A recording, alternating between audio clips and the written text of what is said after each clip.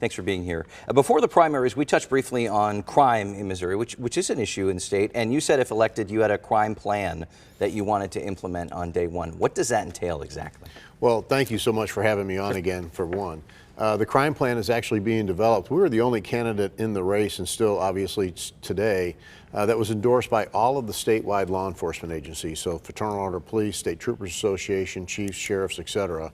They're working together to design the crime plan, working with not only active duty law enforcement, but some retired law enforcement folks, along with our state's attorney general, to make sure that we give law enforcement the tools they need that really take the bad guys off the street, or when they encounter an illegal alien or an undocumented alien, they have the tools they need to process that person as well.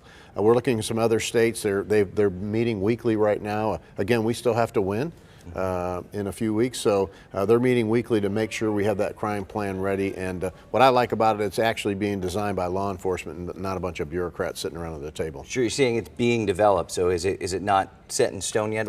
What are some of the ideas then that are? Well, for instance, tougher penalties for folks who sell fentanyl in our state. Kansas actually has a model that we're looking at that would say if you sold fentanyl, you're going to be charged with attempted murder. If you sell fentanyl that unfortunately results in a fatality, you're going to be charged with murder. So some of those processes that we're looking at, also some things the Attorney General can do where prosecutors aren't doing their job. There's several different pieces to it, but it's coming together quite nicely. We know that there's an officer shortage, at least at KCPD, but I know that it's similar in departments across the state. Would there be any room in that plan to try to shore up staffing, and how would you go about doing that? Most definitely. Several states, including Florida is the one we're looking at, have kind of a statewide tool that they're using for recruitment and retention of law enforcement officers, no matter which agency they're at. So we're looking at some ideas on that. We're also working with Speaker Patterson, Speaker-elect Patterson, I should say, from here in the Kansas City area, as well as the Pro Tem of the Senate, Cindy O'Laughlin, to make sure we have members that are willing to follow these bills and that these are legislation that would move forward. So we feel good about the direction we're going. We're going to continue to work on that crime plan. It will be the day one plan, should we be elected by Missourians, that we enact when my hand comes off the Bible. No secret right now, money is tight. The economy, widely polled as the #1 issue for Missourians. Last time we talked, you told me that you wanted to eliminate the state income tax. How do you ensure that essential services are still funded if that happens? Well, sure, that's a great question we get all the time, and it's a fair question, but what we have to look at is the model that we're currently working under that is working. We've cut our state sales income tax, from 6% to 4.7% over the last 5 years, but you haven't seen any defunding of any essential services or education. We've been able to use the additional revenues that putting money back in Missourians' pockets create in order to continue to grow our general revenue. So we'll do it responsibly. This won't be something that just happens with a light switch, but we'll give it a ramp where we have several triggers in place for general revenue growth before we see a tax cut. Again, I still believe that putting money back in Missourians' pockets is the best thing for our economy. We'll look and have a responsible plan to go forward with. Much of that surplus, or at least a big chunk of it, came from federal pandemic aid as well. We've been through a crazy 4 years. That goes away now, so does that factor into the decision making? We got to remember our tax cuts are based on Missouri general revenue growth. So our GR growth has nothing to do. Yes, the feds have had multiple programs, especially since 2020, sure, that have inflated our budget. Those are either gone away or going to be gone away. So we know there's some challenging times in that piece of the budget, but just in the general revenue piece, that will be just the money that Missourians generate. Right. Your campaign is widely, it's been publicized, consulting with economist Art Laffer, who advised former Kansas Governor Sam Brownback with his income tax plan. That was widely criticized and is being criticized for sapping education funding. How do you make sure that Missouri doesn't make the same mistake? Yeah, Dr. Laffer's a great guy. We're happy to have him on our team. He has a lot of expertise. He's also teamed up with former U.S. Senator Jim Talent, who's also a volunteer to our campaign working on this tax policy. So we're looking at things that worked and didn't work in other states and making sure that we have a responsible plan to move forward. On the economy, we are seeing inflation cool, but I mean, you go to the grocery store, everything's still super expensive. Gas prices are coming down, thankfully.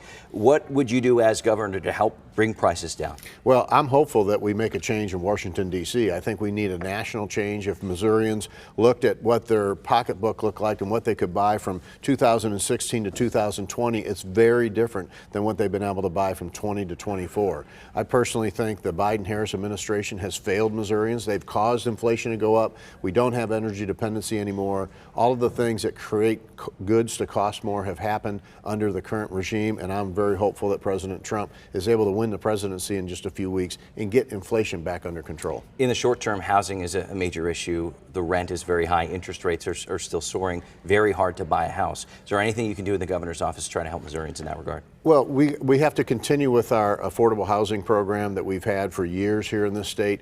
Communities all across the state are looking for housing, working with the communities to make sure they partner up. Kansas City has had some very good projects in the last several years that have helped with the housing crisis. But you know, that's a bad problem, but it's also a good problem to have, that we have people that want to work, that are able to get into a home and move forward. So we're going to continue to work on that.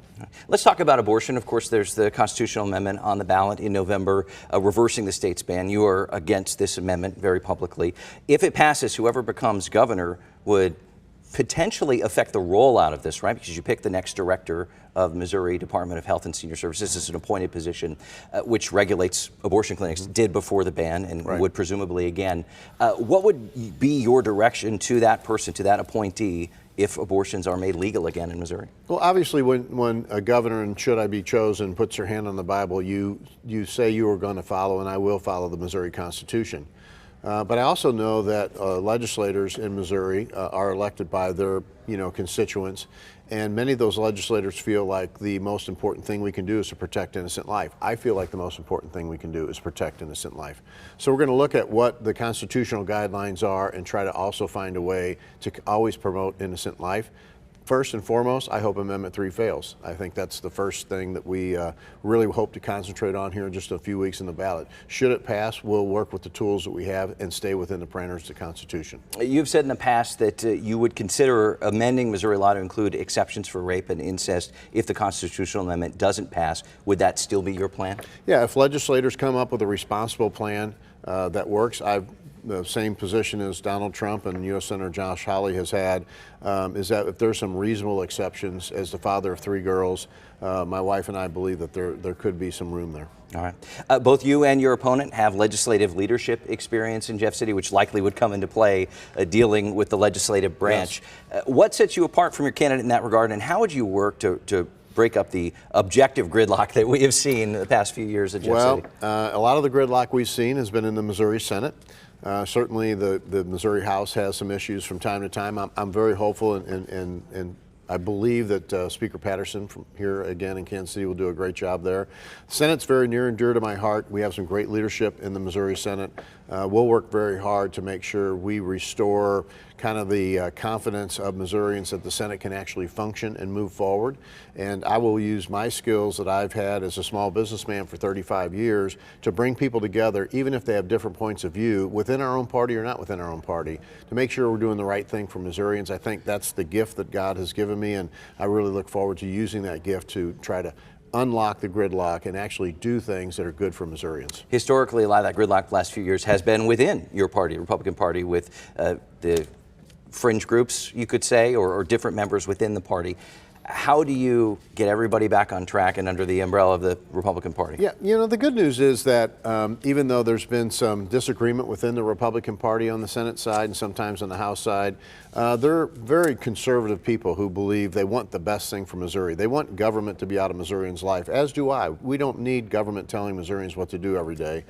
So it's a matter of getting them to the table and find out what are their priorities, what can we help them get to, and how do we work together to get to the big picture priorities like education reform, like economic development, et cetera. What would you like to do with education?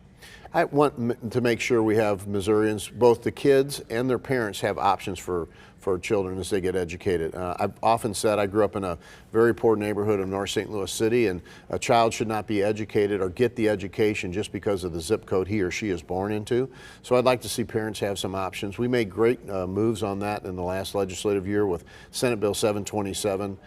So we've made a good start. There's still some room to go. Does that mean allowing vouchers to take kids out of their public school districts You know, potentially? what Missouri's done, instead of doing the voucher program, is we've done the ESA Education Savings Account. We expanded that with Senate Bill 727. That gives a little more flexibility, and that's a program that I think will work a little bit better for Missourians. All right, leave it there. Lieutenant Governor Mike Kehoe, thank you very much. Great, thank you for having me.